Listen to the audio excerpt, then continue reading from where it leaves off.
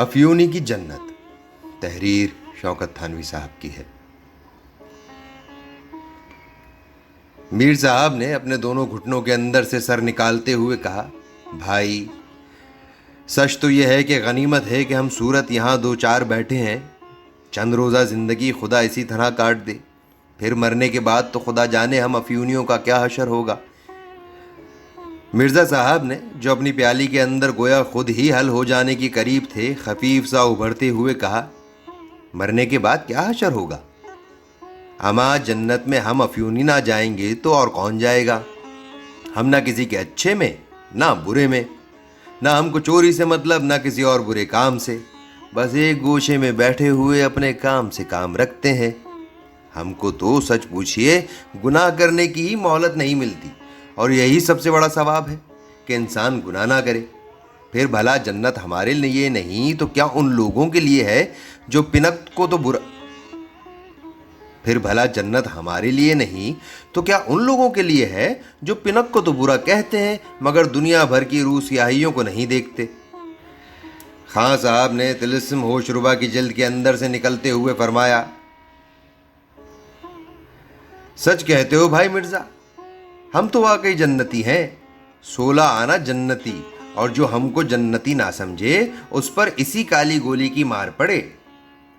مرزا صاحب نے اپنی نیم و آنکھوں سے خان صاحب کو دیکھتے ہوئے کہا، اما آج اس افیون اور ہم افیونیوں پر ہنسنے والے ہنس لیں، ہم کو برا کہنے والے خوب جی کھول کر برا کہہ لیں، مگر جب جنت میں دیکھیں گے تو… میر صاحب نے چونکتے ہوئے کہا، بھائی بات تو جب ہے کہ ہم افیونیوں کو جنت میں بھی یہی صحبت ملے اور یہی محفلیں گرم رہیں، اللہ ہی جانے کہ وہاں افیون بھی ملے گی یا نہیں۔ میر صاحب نے نہایت سنجیدگی کے ساتھ کہا، یہ بھی آپ نے ایک ہی کہی کہ وہاں بھی افیون ملے گی یا نہیں۔ بھائی یہ تو سمجھو کہ وہاں سوائے افیون کے اور ہوگا کیا؟ میں تم کو اپنا ہی ایک قصہ سناتا ہوں کہ میں نے کیوں کر ذرا اسی دھوکے میں جنت کی سیر کی اور کل حالات معلوم کر لیے۔ ہوا یہ کہ اب سے دور میرا انتقال ہو گیا۔ خان صاحب نے تعجب سے پوچھا، ہیں؟ کیا کہا؟ انتقال ہو گیا؟ کیا تمہارا انتقال ہو چکا ہے؟ میر صاحب نے کہا، ہاں بھائی ہاں، انتقال ہو گیا تھا، سنو تو صحیح۔ بات یہ ہوئی کہ اول تو وقت کچھ ایسا آن پڑا تھا کہ 2 دن تک پینے کو نہ ملی۔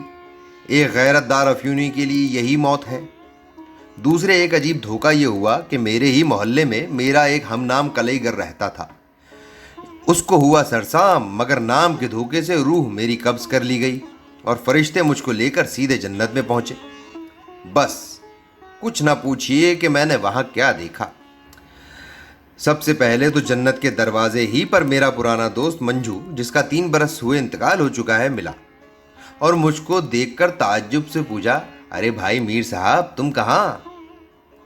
میں نے اس کو اپنے انتقال پرملال کی خبر وحشت اثر سنائی۔ اس کو بھی سخت صدمہ ہوا اور مجھ کو صبر کی تلقین کرنے لگا کہ مشیت ایزدی یہی تھی، اب رونے سے کیا ہوتا ہے، خدا تم کو نعم البدل دے گا وغیرہ وغیرہ۔ مگر پھر وہ پنک سے خود ہی چونکا اور اس نے کہا کہ اما میر صاحب، بھلا یہ افسوس کرنے یا رونے کا کیا مقام ہے؟ اچھا ہوا کہ تم مر گئے۔ خدا ہر افیونی کو مرنا نصیب کرے اور سب مر کر یہاں آ جائیں۔ اب تو اس کی اس بد دعا پر مجھ کو بھی تعجب ہوا کہ آخر کہہ کیا رہا ہے، مگر اس نے میرے تعجب پر مسکرا کر کہا، میر صاحب کچھ کو خبر بھی ہے کہ تم جنت میں ہو، اس جنت میں جس کو دیکھ کر تمہاری آنکھیں کھل جائیں گی۔ چلو تم کو ذرا جنت کی سیر کراؤں۔ اس کے کہنے پر میں داروغہ جنت کے دفتر تک گیا، بلکہ سیدھا اس کے ساتھ ہو گیا اور اس کے پیچھے پیچھے جنت میں داخل ہو گیا۔ میں تم سے کیا بتاؤں کہ میں نے وہاں کیا دیکھا؟ اما دیکھتا ہوں کہ نہایت کشادہ سڑکوں پر 2 رویا افیون کے نہایت عالیشان محلات کھڑے ہوئے ہیں اور سڑکوں کے دونوں طرف پوستے کے درخت قطار در قطار لگے ہوئے ہیں۔ جن سڑکوں پر ہم لوگ چل رہے تھے وہ سنگ مرمر کی معلوم ہوتی تھیں، مگر سفید رنگ کی باریک ریت اور سفید چمکدار ڈھیلے بھی جا بجا پڑے ہوئے تھے۔ میرے دوست منجو مرحوم نے کہا کہ اس سڑک کو بھی سمجھیے کہ کس چیز کی ہے۔ میں نے ابھی کوئی جواب بھی نہ دیا تھا کہ اس نے مٹھی بھر دھول اٹھا کر میرے منہ میں ڈال دی۔ बस समझ लो कि मुंह से लेकर मैदे तक शीरनी की लहर दौड़ गई।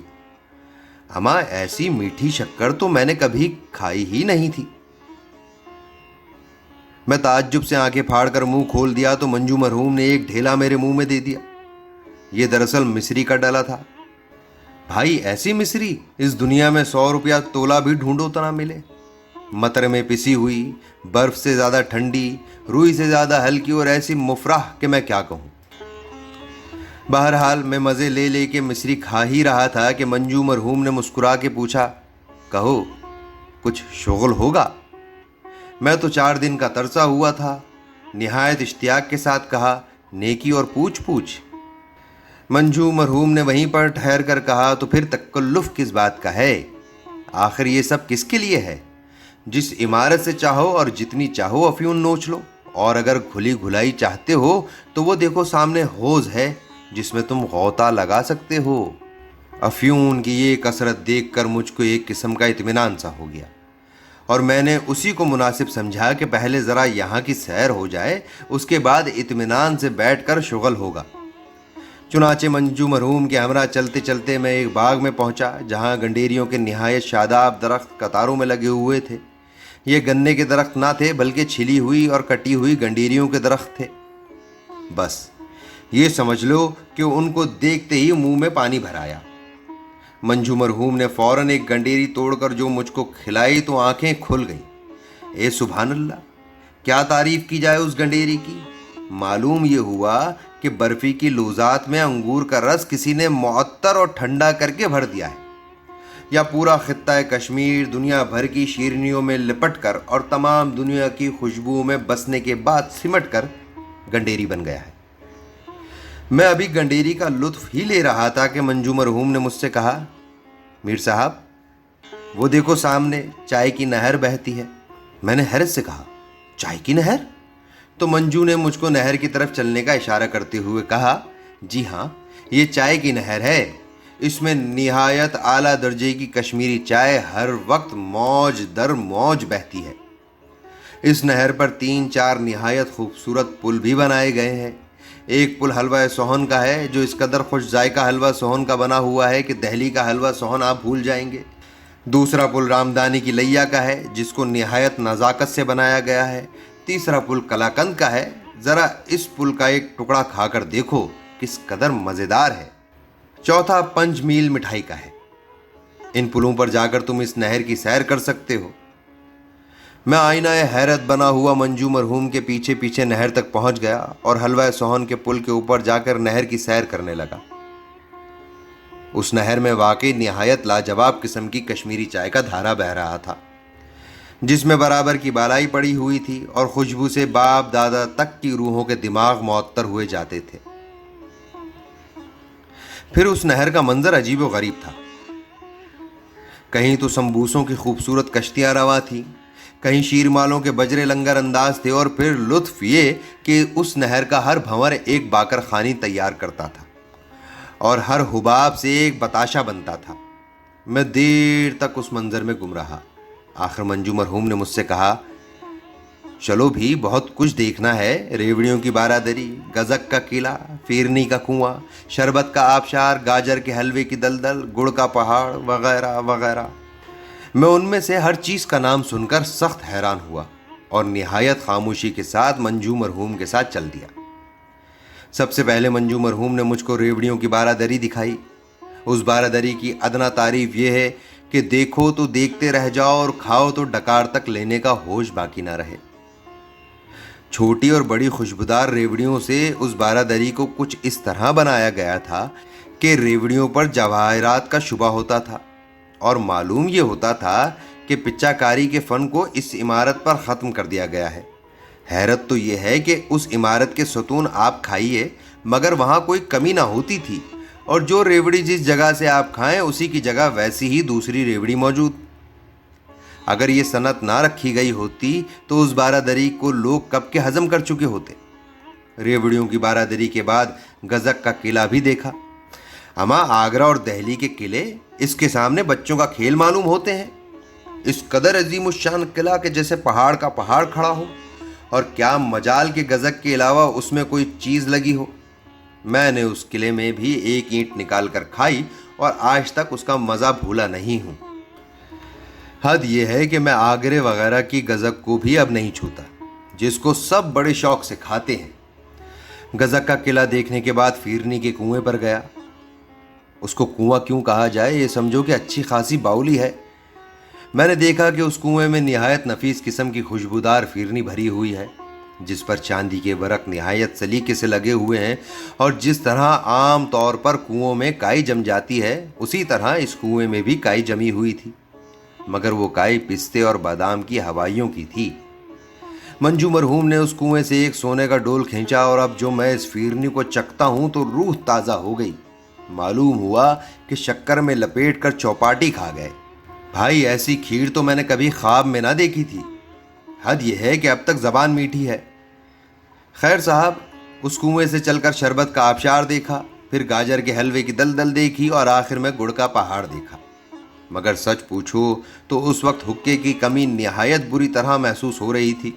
چنانچہ جیسے ہی میں نے منجو مرحوم سے حقے کا ذکر کیا، اس نے فوراً ہی اپنی جیب سے ایک تلائی نکال کر کہا، لو پیو۔ میں نے کہا، آخر کیا پیوں؟ نہ حقہ نہ چلم، تم بھی بڑے مسخرے ہو۔ تو منجو مرحوم نے نہایت متانت سے کہا، بھائی یہ حقہ ہی ہے، بات یہ ہے کہ یہ جنت ہے، یہاں آگ نہیں آ سکتی، لہٰذا اس کی چلم تو ہے دوزخ میں اور نئے آپ کے ہاتھ میں۔ دوزخ کے فرشتے برابر چلم بھرتے رہتے ہیں، ذرا تم پی کر تو دیکھو۔ اب جو میں اس نئے کا ایک کش لیتا ہوں تو آپ سے کیا کہوں کہ میرا کیا حال ہوا۔ ایسا خمیرہ تو میں نے کبھی پینا کیا مانے کبھی گلستان بوستان میں بھی نہ دیکھا تھا۔ معلوم یہ ہوا کہ جیسے اس کی خوشبو میرے جسم کے ہر حصے میں دوڑ گئی۔ میں دیر تک حقہ پیتا رہا۔ آخر مجھ کو خیال آیا اور میں نے منجو مرحوم سے کہا کہ ایسا حقہ مجھ کو کہاں سے مل سکتا ہے۔ منجو نے کہا، یہ سب چیزیں جنت کے داروغہ سے مل سکتی ہیں۔ اب تو مجھ کو بھی جنت کے داروغہ سے ملنے کا خیال پیدا ہوا اور میں سیدھا ان کے دفتر کی طرف روانہ ہوا۔ یہ جنت کا کتب خانہ ہے۔ اس میں طلسم ہوش ربا، الف لیلا، قصہ گل بقولی، قصہ طوطا مینا اور ان تمام کتابوں کا عجیب و غریب ذخیرہ ہے جو افیونیوں کی ذوق کی سمجھی جاتی ہیں۔ خصوصاً طلسم ہوش ربا کی باقی 250 جلدیں جو دنیا میں نایاب ہیں، کتب خانے میں محفوظ ہیں۔ مگر مجھ کو تو اس وقت داروغہ جنت سے ملنے کی جلدی تھی، لہٰذا کتب خانے کی عمارت کو باہر ہی سے دیکھتا ہوا داروغہ جنت کے دفتر پہنچ گیا۔ منجو مرحوم کو باہر ہی چھوڑ کر میں خود دفتر میں گیا تو کیا دیکھتا ہوں کہ وہاں بظاہر تو کوئی نہیں ہے، مگر میرے پہنچتے ہی ایک آواز آئی کہ آپ کا نام؟ میں نے ڈرتے ہوئے کہا، میر جعفر ہے اس غلام کا نام۔ پھر آواز آئی، باپ کا نام؟ میں نے حافظے پر زور دیا مگر کچھ یاد نہ آیا تو گھبرا کر کہہ دیا، غلام کو یاد نہیں۔ پھر آواز آئی، پیشہ؟ میں نے کہا، صرف افیونی ہے یا ناچیز؟ اس مرتبہ آواز ذرا تیز آئی کہ کیا تم میر جعفر کلئی گر ابن میر باکر ہو؟ نہیں، میں نے گھبرا کر کہا، ہرگز نہیں، وہ تو میرا ہم محلہ ایک غیر افیونی ہے۔ اس کے جواب میں مجھ کو یہ خبر سنائی گئی کہ میری روح غلطی سے قبض کر لی گئی ہے۔ دراصل موت آئی تھی اس کلئی گر کی، لہٰذا اب جو میں وہاں سے پھینکا جاتا ہوں تو اپنی چارپائی پر پڑا ہوا تھا اور سب کہہ رہے تھے کہ میر صاحب مرے نہیں بلکہ پنک میں ہیں۔ خان صاحب نے ایک ٹھنڈی سانس لیتے ہوئے کہا، اپنی اپنی تقدیر ہے بھائی، تم کو جیتے جی جنت مل گئی۔ مرزا صاحب نے کہا، خیر بھائی، معلوم یہ ہوا کہ جنت بھی ہے کام کی چیز۔